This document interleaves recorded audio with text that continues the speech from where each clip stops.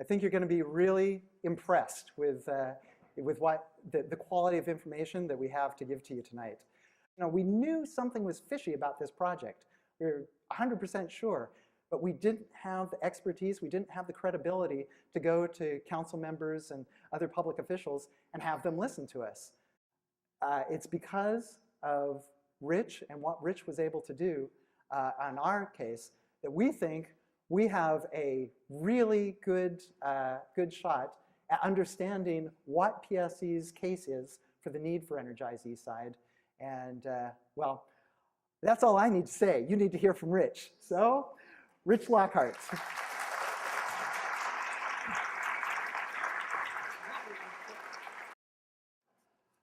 Okay, so another fellow and I, a colleague of mine, his name is Roger Schiffman. He lives in Davis, California, about 3 miles from my house. We did a study at the request of Don and at my suggestion of the need for the Energize Eastside line. We did that study. I'm going to talk about that tonight. We prepared a report. My report disappeared. Quite a voluminous report that's going to be on the website, posted tonight. And tonight we're kind of unveiling what came out of our work in that report. This PowerPoint presentation I'm going to be giving you tonight will also be on the website. So, you know, if you want to go back and review some of this stuff, it'll be there. What is Energize Eastside? I hope Don's keeping up with me. Yeah, just barely. Okay, I think probably most of you know Energize Eastside is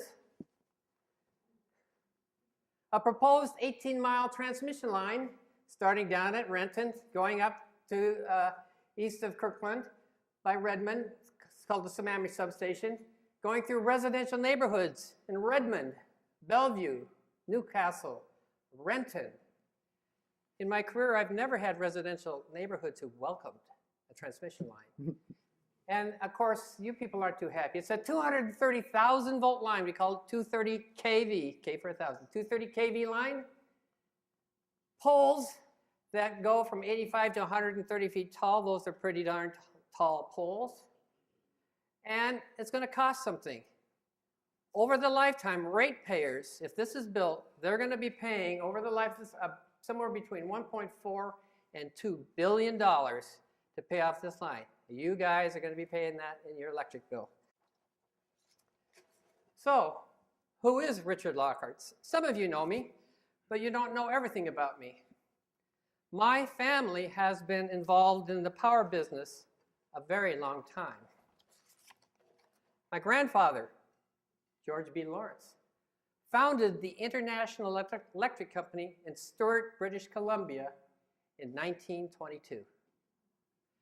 When I was a senior in high school, you're going too fast for me. Sorry. When I was a senior in high school, my grandfather came and lived with us. He told me his interesting stories about this power company. I didn't really understand it that well at the time. Wish I would have talked to him more about it. But he planted a seed with me.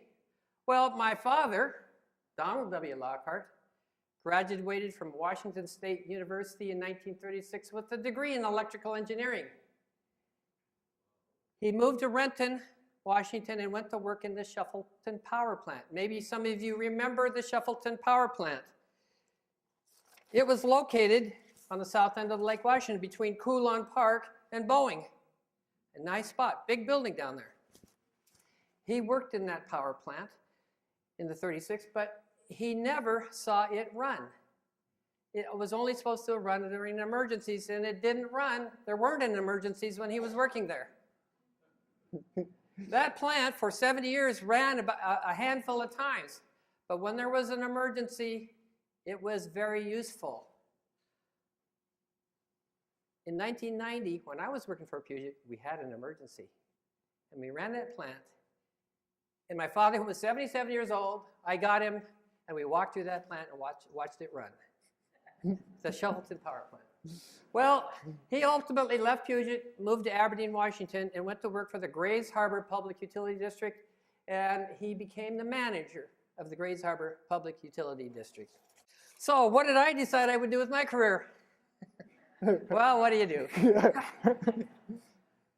I got an electrical engineering degree from Washington State University, just like my father did.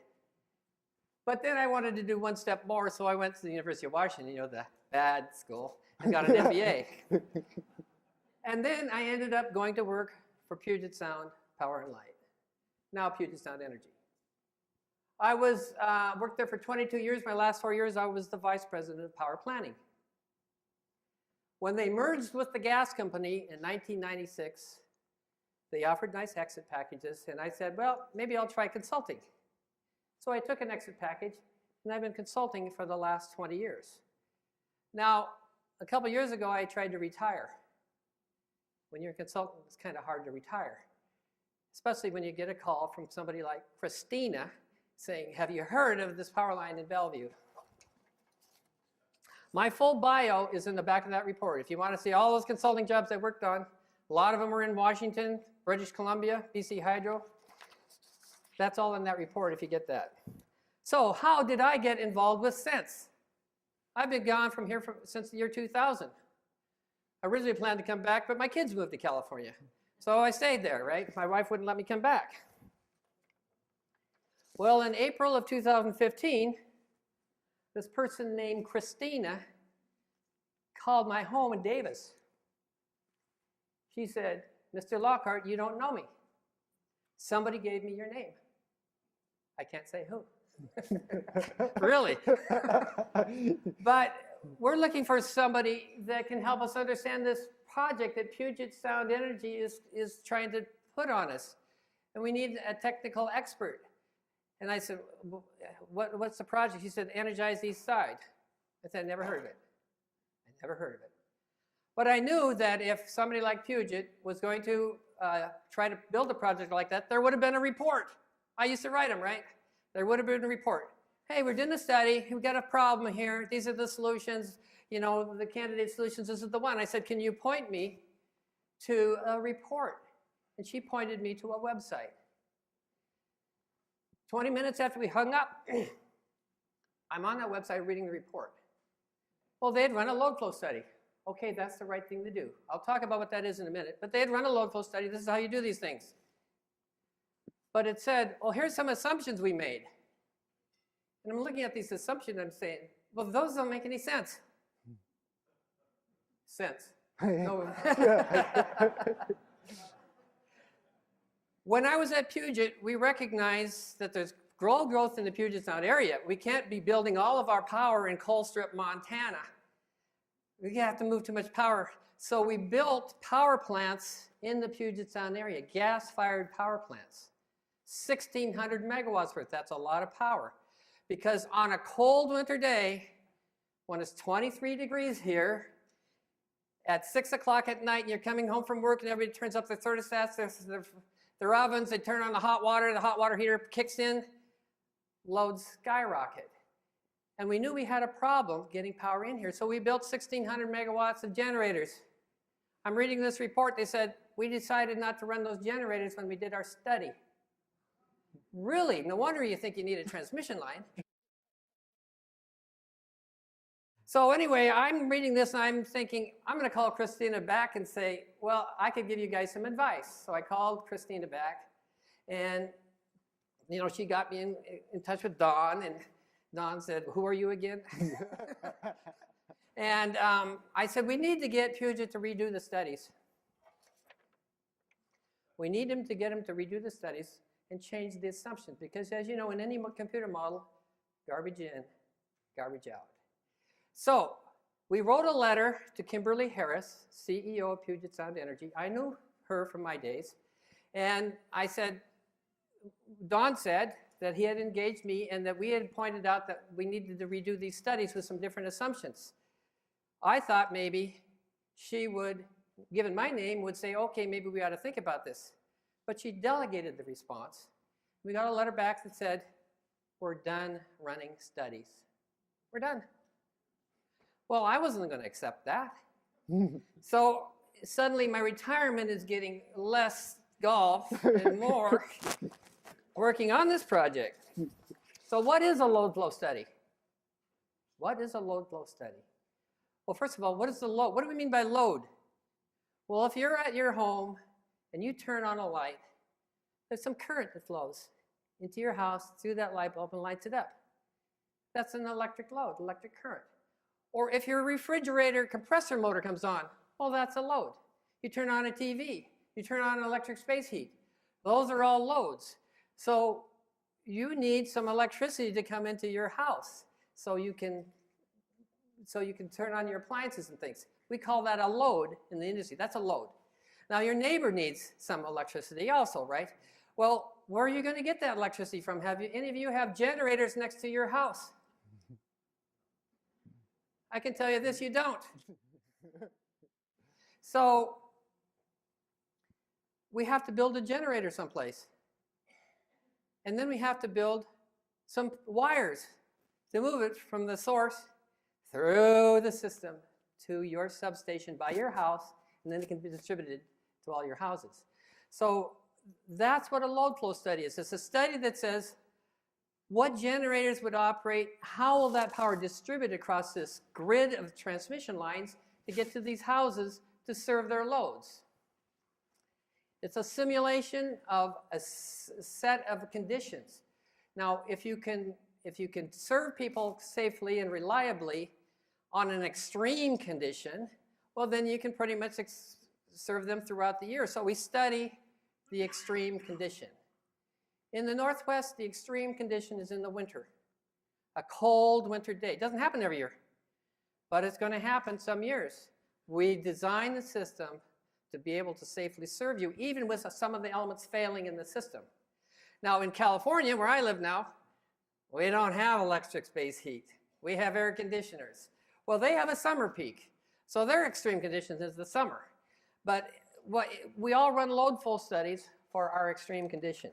Now, so I'm talking about, wow, it's not just one line going from a generator to your house, right? Well, there's a complicated interconnected system. It's a grid. We call it a grid. This is sort of a zoning in on the Bellevue area of the transmission lines here. So let's go to the next thing there. Grids can get complicated. Now, how do we know on all these transmission lines, the red lines show 115,000 volt transmission lines that are running through this neighborhood. By the way, there's a green one that goes up the middle there. See that green one? That's the Seattle City Light 230 kV lines that are right here, right next to my house when I lived here in Woodridge. But we don't connect to those because Seattle doesn't want us to. So they just run through there to help Seattle and don't help us. But we have all these red ones, 115 kV lines, and all those dots are substations. That's a substation that's close to your house. One of those substations is the source of power to get to your house. So I'm not showing on this map the wires from those substations to your house, but trust me, they're there, or you wouldn't have any power at your house. So what we need to do in a load flow study is we want to know how that power distributes across those wires. So how many megawatts do you think is flowing between North Bellevue and Center on a cold winter day? How many do you think is flowing there? There's no possible way to know without running a load flow model. You know, I could guess, but with 40 years of experience, I wouldn't have a very good guess. And I'd say, why would I guess? I'd run a load flow model. Now, back up just 1 minute. Now, this is a picture of these lines in Bellevue. But if I backed out like you can in Google Maps, let's back out, you will see, well, these network of lines don't stop here, right? They go all the way up to the Snohomish County line. More lines, more substations. And then south, they go south from Renton, down to Auburn, down to Pierce County. It's a massive network. Now, as you get farther out, you start seeing some of the bigger lines too, the other 230 besides Seattle's, 500 kV lines that are around here. It's a huge grid. It's a complicated system. So we run a load flow study. Well, what does that mean? Well, we have a computer. By the way, these computer programs were, they figured out how to do this in 1970. I just got out of college. I took a class. How do you do this? Oh, we can do it in a computer. Really? I took a class. And you have these inputs, the physical layout of the grid. The whole physical layout of the grid. By the way, the grid, interconnected system, the whole western United States and 2 provinces in Canada. That's the grid. So you put all that layout and you put all the elements in the grid into this model. How much electricity is needed? Well, there are these little dots all over the western United States and Canada because there's people live there and they like electricity. So you put in where the dots are and how much electricity is needed at them. You put in there how much electricity can be generated. You have to have enough generation to cover the load, okay? And every one of the wires that you put in, you have to put the resistance in the wire into the database. Well, why do we have to do that? Well, because a wire, even though it's a good conductor of electricity, copper or aluminum, it has some resistance in it. There's resistance in that wire. So when current flows through that wire, there's voltage drop. There's a low voltage drop in the wire. Well, a little voltage drop is acceptable, but if you get so much voltage drop that the voltage gets too low, instead of 110 when you plug your thing in, it's 90, that's a problem. You're going to burn out your motors. You're going to destroy your electronics. We can't have that, so we have to model the resistance in the wire so we can know when we run this thing and how the current flows whether the voltage is going to get too low. Now, I just want to say, when they first, in 1970, they came out with these models, there's a massive amount of data. In the West, there's 16,000 line segments. 16,000. And you're running a complicated calculation of how this is going to flow. In 1970, you needed an IBM mainframe computer to run this model. Not many of us had it.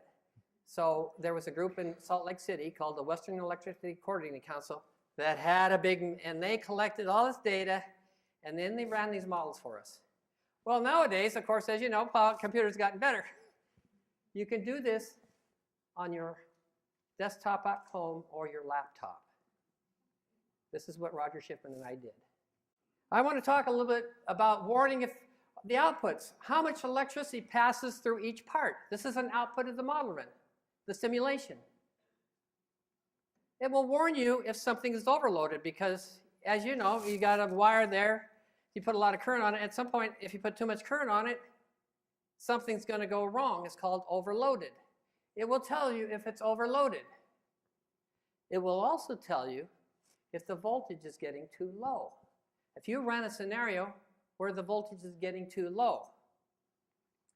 Well, I'm going to talk a little bit more about that later, but here's the problem with these load flow models. If the voltage gets too low and the model can't figure out how to solve that, it stops.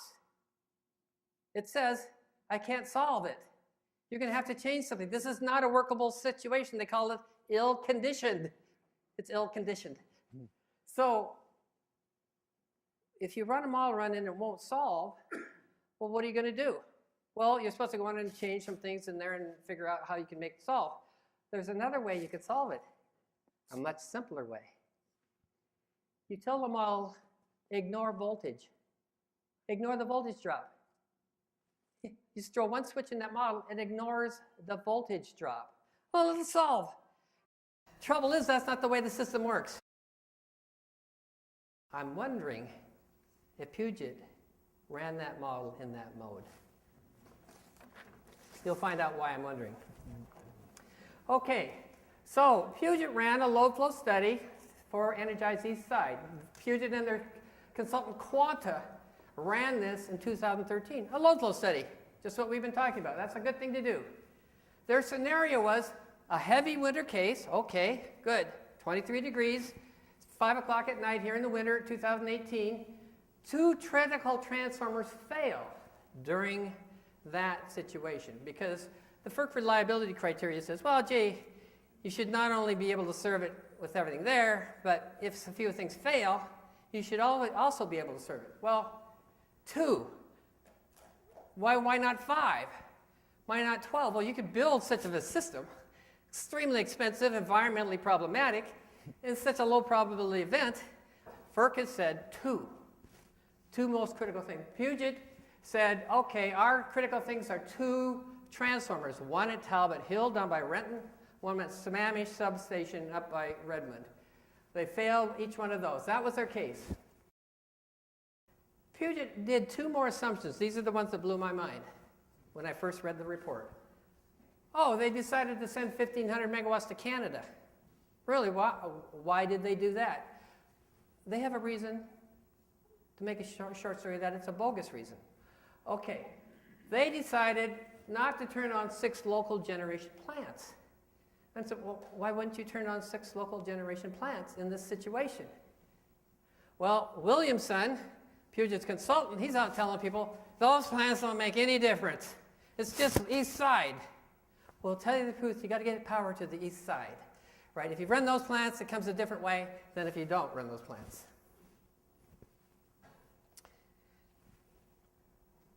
They claim, well, okay, these 2 transformers are overloaded. Result, we ran the studies, they're overloaded, we've got to do something. Build Energize Eastside. It's all described in their report. Now, one thing about this report, it tells you a little bit about what they did, but if you really want to know what you did, you got to get their database. And you can look at their database and say, well, what did they do with all these lines? How did they run this model? And they don't give that to us. I'll talk about that a little bit more. So the question is, did Puget do their study correctly? Did Puget model transformers correctly? Because if you say a transformer is overloaded, or a line is overloaded, but in this case we're focusing on transformers, well, what is the capacity of that transformer? What are you telling people is the capacity of that transformer? Are you telling it 10, but it's really 15? Did Puget modify the line resistance? Because to tell you the truth, when I looked at what they did, and I can't figure out how they did it, I thought, well, I wonder if they changed the resistance so there wouldn't be any voltage drop. Or did they just throw the switch to ignore the voltage drop?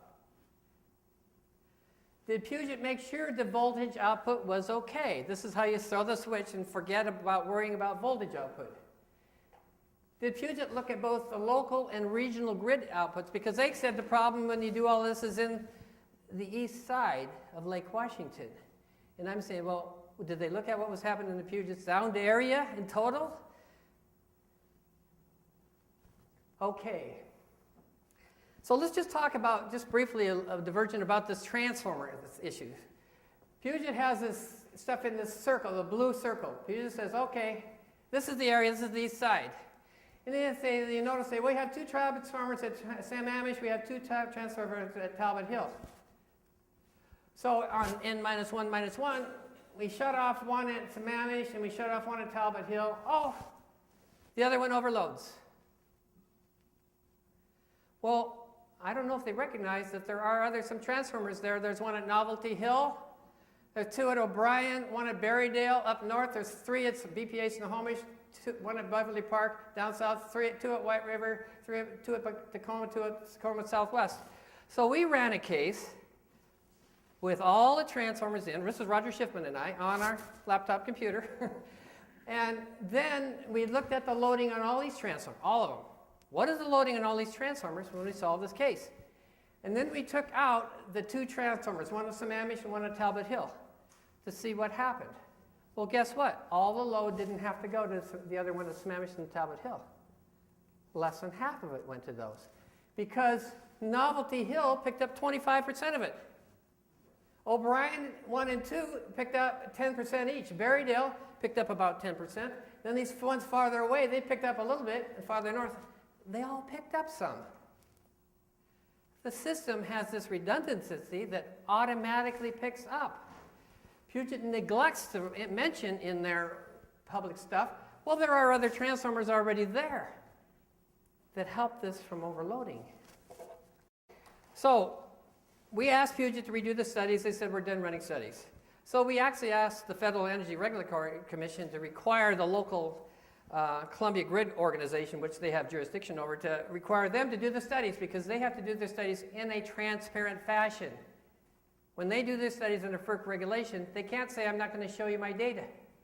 They're required. So we asked FERC, well, FERC said it's a local project. We don't have jurisdiction. So I said to Don, we're going to have to run these local studies ourselves. So to get the database, we wanted to use Puget's database and run the studies ourselves. We will get the software, we'll get their database. So, well, in this day and age, after 9/11, terrorist problems, you have to get critical energy infrastructure information clearance. You have to get clearance to get this critical information, because you might be a terrorist. So you have to ask for clearance. So we asked for Puget to give us clearance so we could get their database. And when you do that, they say, well, tell me what you want to use it for. What do you want to use it for, Rich? I said, well, I wanted to look at the need for Energize Eastside. They said, that's not a legitimate need. We've already told you it's needed. Well, of course, that got my dander up a little bit. So I recruited Roger Shipman, a colleague of mine, knows how to run these things. And I know that the Western Electricity Coordinating Council is required by the Federal Energy Regulatory Commission to make base cases available to people like CENSE and others, so that these people can do their own analysis. You have to get CEII clearance from FERC before FERC will give you this stuff that WCC gave them. So I requested CEII clearance from FERC. Well, Puget said I had no legitimate need. FERC said I did have a legitimate need. And when you get the report, go to attachment A or exhibit A or whatever it is. There's a letter from FERC that says, Richard Lauckhart, you have a legitimate need. And they sent me the cases that WECC had filed with them. Well, those have, of course, Puget stuff in there. Because when they do these cases, WECC says, I need information on all my utilities in the region. So they send a data requirement to each utility, say, fill all this out. Tell me what your loads are on your buses in these different seasons. Tell me what your wires are like. Tell me where your generators are in your area. And then WCC puts this all together in a great big database so we can all run load flow studies. So WCC said we could get the cases. They gave it to us. This model, this very complicated model, owned by General Electric. You have to license that model. We licensed the model. Roger Shipman got it, put it on his computer. We got the database from FERC, and we ran our own simulation.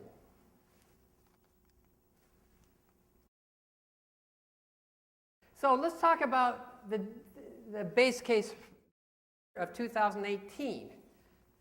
WCC studied a heavy winter case 2018, the same case that Puget supposedly ran. Now Puget told us, well, we started with that same base case. Well, it doesn't surprise me, because where else would they get their data? They started with the same base case. So we looked at this base case that we got from WCC, and we tried to say, well, what's going on in this area? Well, in the Puget Sound area, they're running 1,600 megawatts of generation. I was very happy, because those are the generator plants that I helped get installed. They're running them, really. They had 500 megawatts flowing to Canada. I wasn't sure why they needed that, but they had it. They had 200 megawatts flowing south to Portland, and then in order to meet the load in the region, they needed to import more power across those 11 lines that come across the Cascade Mountains from the central Washington. And you could look at their database, look at each of those lines, 8,100 megawatts being imported into the Puget Sound area. So the load in there is so large that even though you have 1,600 megawatts generation there, you're going to ship some 500 megawatts through there up into Canada. You've got to import 8,100 megawatts. That's a lot of load on those 11 transmission lines. They all have resistance. This is current going through there. There's voltage drop. But in the WCC base case, it worked. Let's see what Puget did. Puget decided to make 1,500 megawatts flow to Canada. Really, why is that? No legitimate reason. They've got a reason, it's just not legitimate. They decided to only run 260 megawatts of the Puget Sound area generators. Why is that? Williamson says it doesn't make any difference. It's not located on the east side, so why run it? Really? How much power do you have to now import over those 11 lines from the Columbia River now that you've put another 1,000 megawatts to Canada and you've taken off about 1,400 megawatts of local generation? Well, I ran this model to see how much power they would have to import. It wouldn't solve. Oh, why is that? The voltage got too low. It couldn't solve it. The voltage got too low. So what happens if they actually did this in the real world? You would have low voltage at your house. Now, there's two things that could happen. Either you live with that low voltage and you're burning out your motors and your electronics and you sue the company, or somebody figures out a way to shut off the load with low voltage relays. Those are blackouts. You are creating a blackout situation for the whole Puget Sound area. And they're worried about blacking out the east side. We've just blacked out the whole west of Puget Sound area. What's going wrong? We tried to simulate Puget scenario, and the computer couldn't solve it. We ran the unmodified WCC base case, and there were no problems. Puget scenario overloads 11 transmission lines that connect the Puget Sound to power sources in central Washington. The scenario is unworkable. The load flow that they claim they ran to justify the Energize Eastside line is unworkable. That line, Energize Eastside line up and through Bellevue, it doesn't help at all bringing power over from central Washington. That's not the line they need. Actually, if this scenario that Puget put up there was brought to the WCC, WCC would say, you either got to do things, run the generators and stop sending this stuff to Canada, or you're going to need to build a new transmission line across the Cascades. That would be a BPA thing. BPA would go nuts. We don't need to do that. Rerun the studies, you guys. The scenario is unworkable. We found another problem. Puget said, these are the transformers they overload. Well, it became apparent to us that they're using the summer normal rating of the transformers. This is a winter emergency case. Now, in this nice model that you get, and WCC gives you a database, most of the utilities who get it are in the south. They have a summer peaking problem. So the model is designed to default to the summer normal rating of all the facilities, including the transformers. If you want it to use different ratings, the modeler, the analyst, has to check this box. Don't use that. Use this. It appears to us they didn't check that box.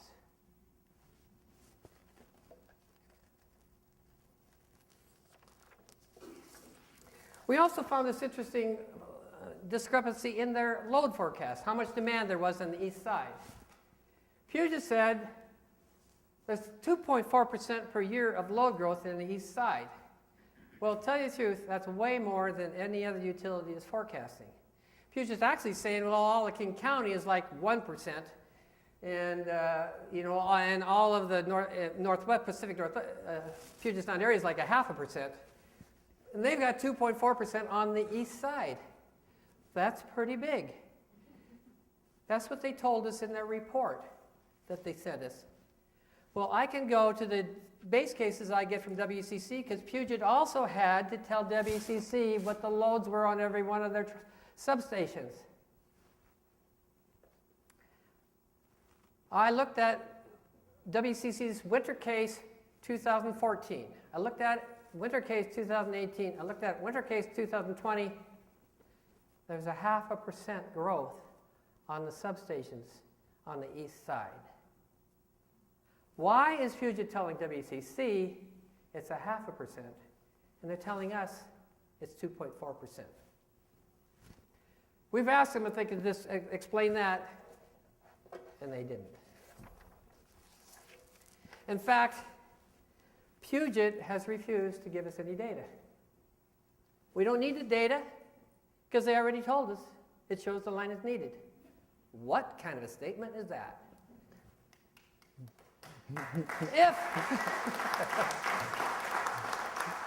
if we could see their data, maybe we could see how they actually got this thing to solve with these strange assumptions. Or did they fudge something? You know, I'm leaning towards it's probably the latter, because Roger Schiffman and I couldn't figure out how we would solve it otherwise. The rational thing would be to turn on the generators in the Puget Sound area and shut off the stuff to Canada. That would be the rational thing. Puget didn't. Otherwise, we must conclude they're trying to hide something. It's really not needed. Go ahead.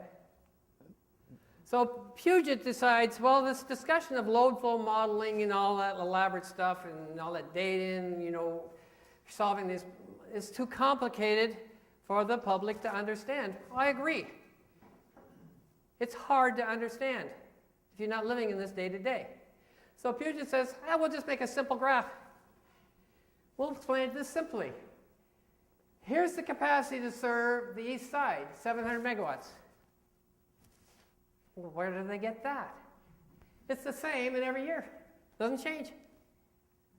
Well, it's interesting to note that there are two transformers remaining. Remember, if they failed two, there's two left. It's the normal rating, summer normal rating of those two transformers. Summer normal rating. This is a winter emergency. That line should be at 930.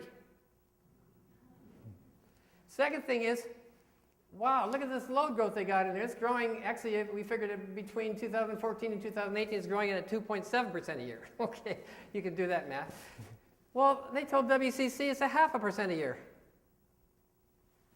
Wow, this chart seems to be pretty bogus. So Roger Schiffman and I said, well, we could do a similar kind of a chart if we wanted to try to explain this in a more simple way. We're going to say, well, okay, we've got the same two transformers. You know, if two failed, two left, but we're going to use the winter emergency rating, so that number is at 930, quite a bit above theirs. The other interesting thing is we ran the case for 2018, and we could go into that case and look at the loading on the two remaining transformers. We could look at the loading. It's 800. Well, that's way above the load that Puget had. What happened there? Well, these transformers serve load north of Sammamish all the way up, like I said, to the Snohomish County line, and south of Renton all the way down to Auburn and Pierce County. They serve all that load. And some of the other transformers are there to help. So even with all that serving, with the failed transformers, there is no overload. There's quite a bit of space there. This is pretty comfortable in my industry. If you're 80% of the rating, you don't panic. You have time to watch the load grow and see if you need something in the future. You don't need something today.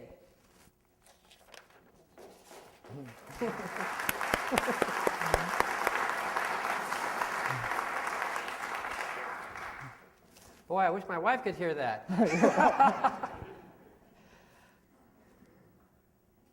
We have time to select the best alternative.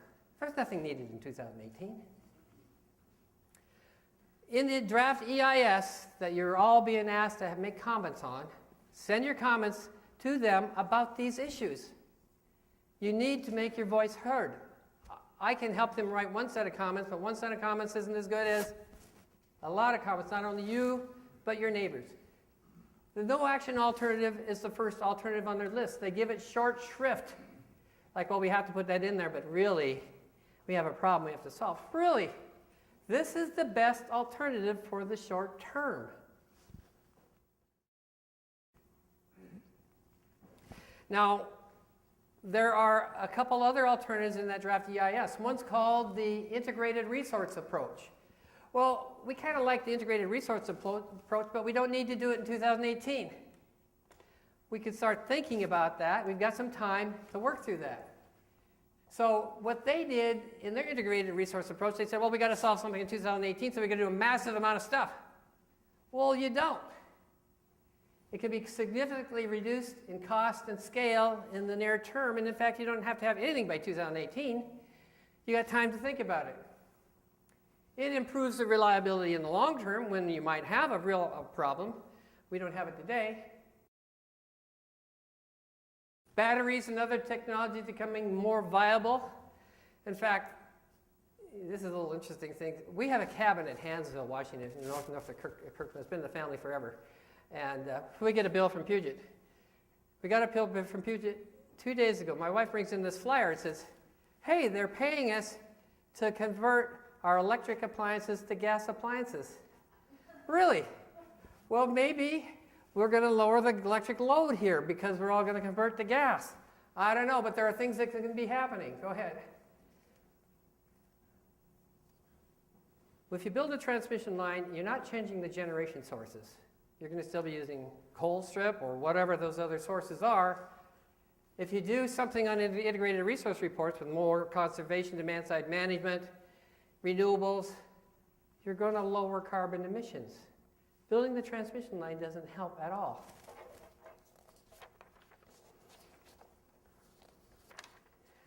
They have an alternative 3 in the draft EIS. It says, add a new 230 to 115 kV transformer. Remember, they said that transformer overloaded? Okay, we could just add another one. And then it said, oh, we also need 60 miles of new 115 kV lines to go with that. Well, what would we need that for? There's a very simple answer. They're still trying to deliver 1,500 megawatts to Canada. If you don't build a 230 line, now you got to build a whole bunch of 115 kV lines. But that's not a legitimate requirement.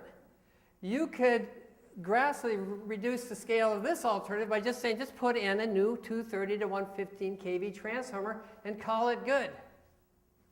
Don't build those lines, they're not necessary. No new transmission lines in this alternative. This may be cheaper than alternative 2 in the short term, when the first need for reliability might come up. It's not going to be there in 2018, but maybe in 2021, 22, you could just build a new transformer if it's really needed. Don't build all that other stuff. Now here's another alternative that didn't show up on their list, but is one that's near and dear to my heart. Okay. Shuffleton. When I was at Puget Power, we would do these integrated resource plans. What's our load going to be in the future? What are the candidate resources and demand-side stuff you can do? What's the best thing to do? I was involved in every integrated resource plan that was Puget developed before I left. The very last one I did, we said, gee, we got Shuffleton here. Shuffleton can provide between 80 and 90 megawatts in emergency into this area, but it's old technology. It's as old as my father. Why don't we remodel / repower that so it's a more state-of-the-art piece of equipment? So we wrote an action plan in the integrated resource plan, study the best way to repower the Shuffleton power plant so we can keep it as a good flexible emergency supply for power for the east side. And then I left. Well, what I found out when I got involved here is, well, what happened to Shuffleton? Well, in the year 2000, Puget, without talking to anybody, getting any approval, said, well, that property down there is worth a lot of money. It's on the lake. So they went out and asked who wants to buy the property. And then the developer offered to buy the property. So they said, oh, good deal. They dismantled the plant, sold the property, and pocketed the money. They didn't ask for any approval. They just did it. My alternative here is find a new location for a gas generation plant to replace the power that was lost when they decided to shut down Shuffleton. The profits from the sale of Shuffleton should be used to offset the cost to ratepayers of building that new plant.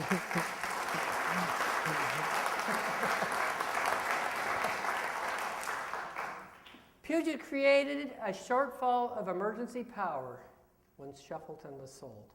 I was shocked when I found that out. Okay. PSC's forecast, now I'm kind of summarizing, is not supported by data reviewed by stakeholders like CENSE and myself. We've asked to see their data. They said we don't have a legitimate need, they're not going to give it. You wouldn't get away with that in any other forum I can tell you that I've been involved in. A utility said that, their regulator would slap them over the wrist. It's based on assumptions that cannot happen. I mean, Roger and I are steeped in these kind of load flow studies, and we tell you this thing isn't solving. It's not solving. What did they do? It's questionable due to mistakes. We don't think they put the right transformer capacities in there. And its load flow assumptions are inconsistent with the told the WECC. Why is that? Other utilities who are studying the ability of this system to be reliable are using Puget loads that they said. Now they say, well, for our purpose, the loads are a lot higher than we told them. Really? Energize Eastside is needlessly wasteful of ratepayer funds. It's harmful to the East Side and the environment. It's not the best solution for reliability or safety, and it may be motivated to maximize investor returns. And I got a little story right here, and I'm just about done. Okay. When I was at Puget Power, John Ellis was the CEO. He lived here. He called the shots. Of course, we had stockholders that could elect a board and that kind of stuff, but really, John Ellis pretty much called the shots. He was very sensitive to the needs of the community. And, but what happened? In 2009, this outfit, Macquarie, out of Australia, said, we want to buy all the stock at Puget Sound Power and Light. We want to buy all the stock. Now you say, well, why did they want to buy that stock? Well, if you read the press releases at the time, the reason we want to buy that company is we want to buy it and we want to grow it for 10 years, and then we want to sell it at a profit. You know, kind of like flipping a house, right? The thing is, it's a regulated electric utility. How do you grow it? Well, you grow it by increasing the rate base. You build things, put a lot of money into it, and oh, by the way, you get 9.8% return on equity from the regulated return from the Washington Utilities and Transportation Commission. It's a guaranteed 9.8% return on equity. Where can you folks go to get 9.8% on your money today? They've decided this is a great business thing. Now the problem is they haven't had much success. It's already 2016 and they haven't grown the company. They've had trouble. Well, what are they going to do? You're going to decide you're going to start building some investment as fast as you can to meet your...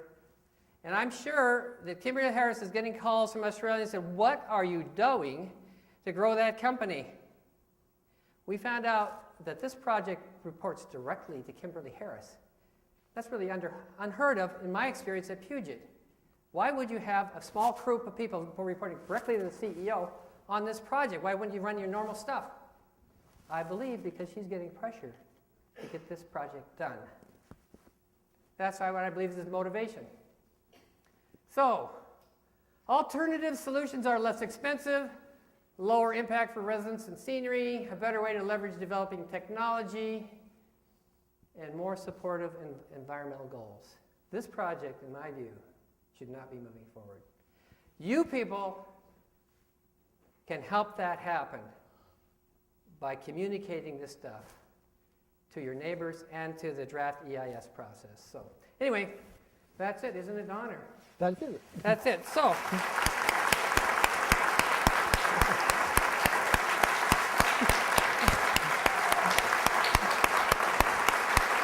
videotape this, will you?